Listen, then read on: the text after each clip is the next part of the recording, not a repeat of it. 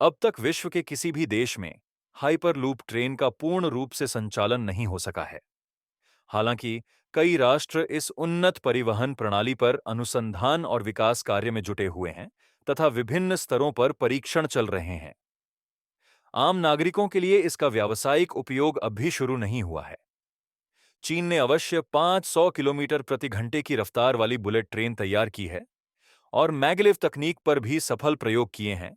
फिर भी हाइपरलूप को तकनीकी रूप से अधिक विकसित और भविष्य का परिवहन विकल्प माना जा रहा है। भारत ने भी इस दिशा में महत्वपूर्ण कदम उठाए हैं। मुंबई और पुणे के बीच प्रस्तावित हाइपरलूप परियोजना को व्यवहार में लाने की दिशा में ठोस प्रयास हुए हैं। देशी कंपनियों और तकनीकी संस्थानों की सहभागिता से लगभग 450 मीटर लंबा एक परीक्षण ट्रैक बनाया गया है, जिसमें वैक्यूम ट्यूब की स्थापना की गई है। इस ट्यूब में हाइपरलूप कैप्सूल का सफल परीक्षण किया गया है। रेल मंत्री अश्विनी वैष्णव ने इस परियोजना को सकारात्मक प्रतिक्रिया दी है और इसके लिए आवश्यक निधि भी स्वीकृत की गई है। शुरुआती परिणाम उत्साहवर्धक रहे हैं, जिससे यह स्पष्ट होता है कि यह परियोजना सही मार्ग पर आगे बढ़ रही है। उल्लेखनीय है कि यह प्रणाली न केवल अत्यधिक गति देती है, बल्कि सुरक्षा को भी प्राथमिकता देती है। भारत का पहला हाइपरलूप परीक्षण ट्रैक पूरी तरह तैयार है और उस पर परीक्षण प्रक्रिया निरंतर जारी है। यदि तकनीक व्यावहारिक रूप से सफल होती है, तो यह देश के परिवहन ढांचे में बड़ा बदलाव ला सकती है।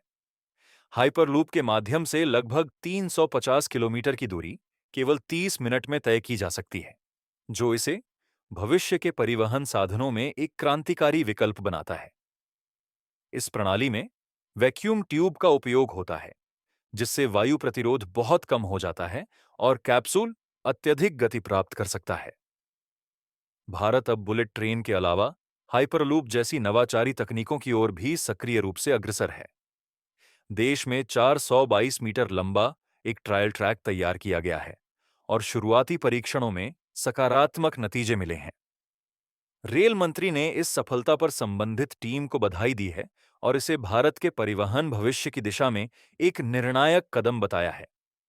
यह परियोजना फिलहाल सीमित संसाधनों के साथ आगे बढ़ रही है, लेकिन तकनीक की विश्वसनीयता जैसे जैसे स्थापित होती जाएगी, इसका विस्तार वाणिज्यिक रूप से भी किया जाएगा। हाइपरलूप तकनीक सिर्फ तेज रफ्तार की सुविधा नहीं देती, बल्कि यह ऊर्जा की दृष्टि से भी अधिक कुशल और पर्यावरण अनुकूल साबित हो सकती है। प्रारंभिक चरण में इसका उपयोग माल परिवहन के लिए किया जाएगा, जैसे कि मुंबई और पुणे के बीच सामान के तेज आदान प्रदान हेतु। जब परीक्षणों से भरोसा बढ़ेगा, तब इसे यात्रियों के परिवहन में भी अपनाया जाएगा। उधर चीन 600 किलोमीटर प्रति घंटे की रफ्तार वाली मैगलेव ट्रेन विकसित करने में जुटा है, पर हाइपरलूप को अब भी अधिक परिष्कृत और संभावनाओं से भरा माना जाता है। यह तकनीक नियंत्रित वातावरण में काम करती है, जिससे दुर्घटनाओं की संभावना बहुत कम हो जाती है।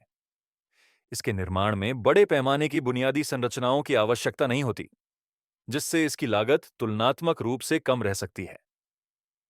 इस प्रणाली में घर्षण लगभग न के बराबर होता है, जिससे न केवल गति बढ़ाई जा सकती है, बल्कि ऊर्जा की खपत भी कम होती है। इसे अंतरिक्ष जैसे वातावरण में कार्यरत प्रणाली के रूप में देखा जा सकता है, जहां हवा की अनुपस्थिति गति में कोई बाधा नहीं बनने देती।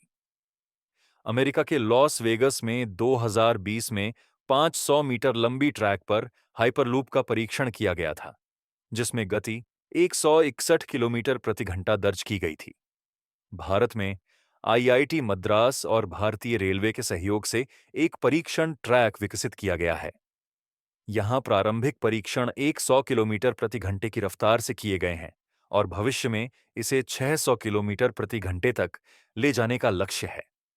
दुनिया भर के कई देश इस तकनीक को विकसित करने की दिशा में सक्रिय हैं, परंतु अभी तक कोई भी राष्ट्र इसे आम जनता के लिए उपलब्ध नहीं करा सका है।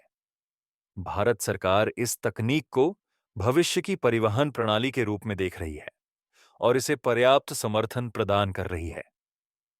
यूरोप में भी 2050 तक 10,000 किलोमीटर लंबी हाइपरलूप प्रणाली विकसित करने की योजना है, जो वर्तमान में अपने आरंभिक चरण में है। भारत इस प्रतिस्पर्धा में तेजी से आगे बढ़ रहा है और यदि यह तकनीक सफल होती है, तो भारत इसे वैश्विक मंच पर एक अग्रणी नवाचार के रूप में प्रस्तुत कर सकता है। शुरुआत में हाइपरलूप का उपयोग लॉजिस्टिक्स और विशेष रूप से माल परिवहन के लिए किया जाएगा। जैसे जैसे परीक्षण सफल होते जाएंगे, इसे सार्वजनिक यात्री सेवा में शामिल करने की योजना है। रेल मंत्री का मानना है कि पहले इस तकनीक को कम दूरी की सेवाओं में लागू किया जाना चाहिए और फिर इसे चरणबद्ध तरीके से विस्तारित किया जा सकता है। हालांकि पूर्व केंद्रीय मंत्री नितिन गडकरी ने पहले इस तकनीक को लेकर शंका जताई थी, लेकिन पुणे और बेंगलुरु में हुई प्रगति ने सरकार का विश्वास बढ़ाया है कि यह एक व्यवहारिक समाधान बन सकता है। परीक्षणों के साथ परियोजना में निरंतर नए अपडेट सामने आ रहे हैं। भारत में हाइपरलूप प्रणाली केवल एक तकनीकी उपलब्धि नहीं है, बल्कि यह देश की आधारभूत संरचना और आर्थिक विकास में भी अहम भूमिका निभा सकती है। यह प्रणाली तीव्र, सुरक्षित और ऊर्जा संवेदनशील परिवहन सुनिश्चित करने का वादा करती है और भारत को वैश्विक तकनीकी परिदृश्य में नई ऊंचाइयों तक पहुंचाने की क्षमता रखती है। सरकार इस परियोजना को गंभीरता से ले रही है और सभी आवश्यक सहयोग प्रदान कर रही है। यदि यह प्रयास सफल होता है, तो भारत इस क्षेत्र में विश्व अग्रणी के रूप में उभर सकता है।